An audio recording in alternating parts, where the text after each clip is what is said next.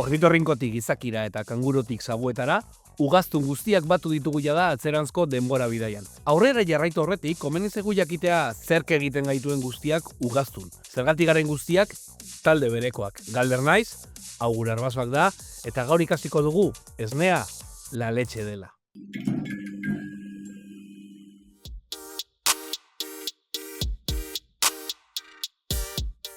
Orain dela bideo asko geure buruari galdetu genion. Zerk egiten gaitu gizaki? Gaur beste galdera bati erantzun behar diogu. Zerk egiten gaitu ugaztun? Ugaztunen eta narrastien arteko bereizketa orain dela 320 milioi urte gertatu zen, gutxienez, karboniferoa deitzen dugun garaian. Mundua oso desberdina zen, askoz beroagoa, oxigenoz betea eta guk gaur erretzen dugun ikatza sortuko zuten basoz estalita. Baina orain dela 320 milioi urte, narrastiengandik bereizi ziren gure arbasoak, ez ziren ugaztun bere zentzu hertsian. Denbora luzez, ugaztun itxurako narrasti izena eman diegu, baina gaur egun ez da terminorik onena. Ugaztun guztion elementu bereizgarria ugatzak dira, eta bertatik jariatzen den esnea.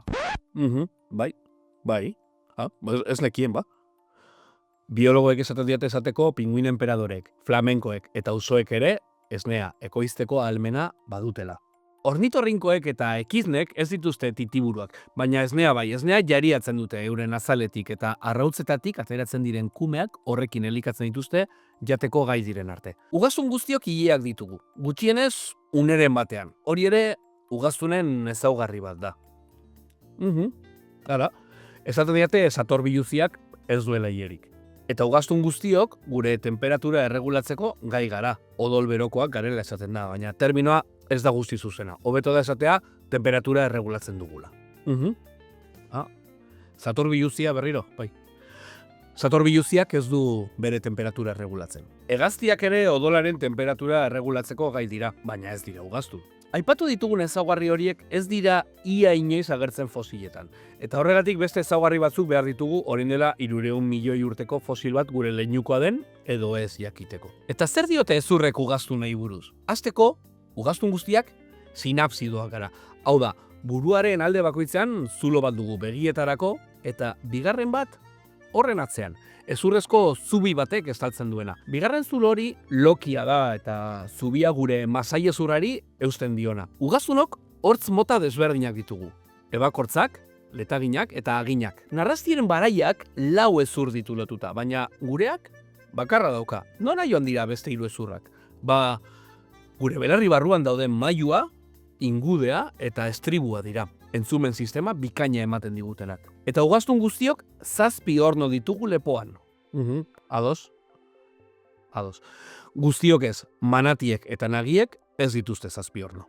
Bai, jirafek zein satorrek guztiok ditugu 7 horno lepoan, manatiek eta nagiek izan ezik. Evoluzioaren ikuspegitik ezurren aldaketak azaltzea nahiko gauza erraza da. Gau ez bizi ziren ugaztunen arbasoek zergatik garatu zuten odolaren temperatura erregulatzeko gaitasuna edo ilea ere ulergarria da. Nahiz eta mekanismo osoa oraindik ez dugun ulertzen. Baina esnea beste gauza bada. Esnearen evoluzioa azaltzea gai korapilotsua izan da.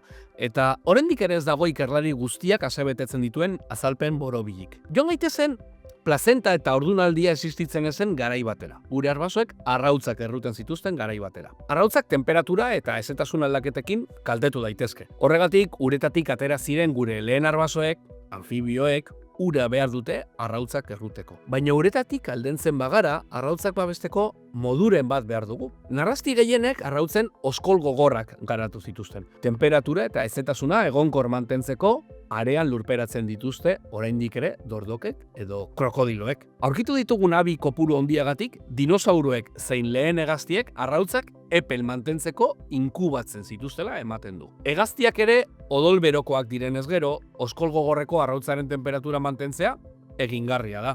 Baina ez dugu aurkitu lehen ugaztun arbaso horien arrautza fosilik. Eta ornitorrinkoena begiratzen badugu ikusiko dugu oskolak larruaren modukoak direla. Gogortu gabekoak. Badirudi gure arbasoek ez zutela oskol gogorreko arrautzak erruteko gaitasunik garatu. Gure estrategia beste bat izango zen. Ugaztunok Gure arbaso anfibioek bezala, azaletik likidoak jariatzeko moduak ditugu. Jariatze gehiena guruin espezializatuen bidez egiten da. Ugaztunok olio modukoa askatzen dugu adibidez hiletara txikituta dauden sebo guruinetatik. Eta gizakiok eta beste animali batzuk izerdia jariatzen dugu temperatura erregulatzeko. Mofetek adibidez usain txarra botatzen dute guruin horiei esker. Buelta gaitezen arrautzak erruten ari den gure arbasoaren gana. Lurreko ezetasunik gabe arrautzak lehortzeko aukera handia daude. Eta azaleko guruin horietatik izerdiaren altzeko zerbait botako balute arrautzak ez mantentzeko. Ornitorrinkoek adibidez esnea horrela jariatzen dute, azalaren eremu batetik. Hipotesi baten arabera,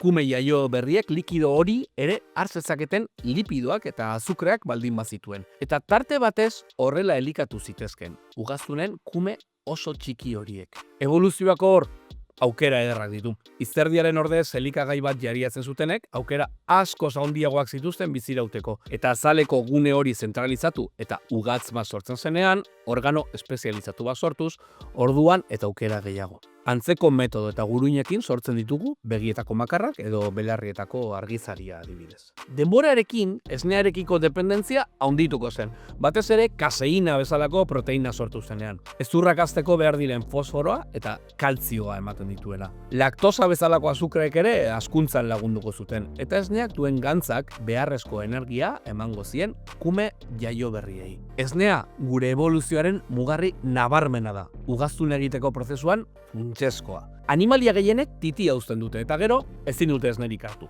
Baina gizakion erenak arazorik gabe har dezakegu esnea. Eta bere laktosa helduak garenean ere. Neolitoan garatu genuen gaitasun hori.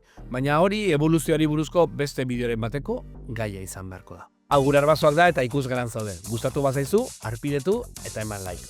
Hurren arte!